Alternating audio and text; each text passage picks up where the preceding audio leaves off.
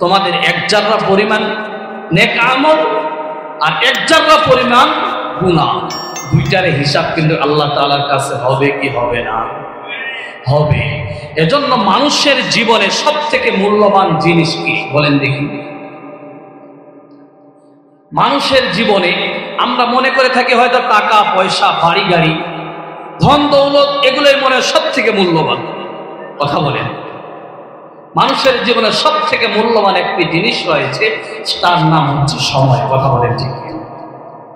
আপনার জীবনে আপনার টাকা পয়সা, বাড়ি গাড়ি সব রয়েছে, আপনি এই টাকা পয়সা দিয়ে আপনার ফেলে আসা জীবনের একটা মুহূর্তকে কি আপনি ক্রয় করতে পারবেন?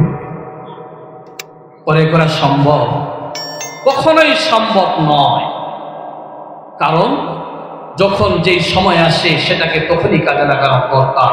টাকা পয়সা যদি আজ না থাকে কাল হওয়া সম্ভব, কিন্তু টাকা পয়সা হয়ে গেলে ফেলে আসা একটা সময় ক্রয় করা কখনো সম্ভব নয়। এজন্য গুরুত্বপূর্ণ যে সময়গুলো, সেই সময় অনুযায়ী আমাদেরকে কাজে লাগানোর দরকার। কথা বলেন ঠিক?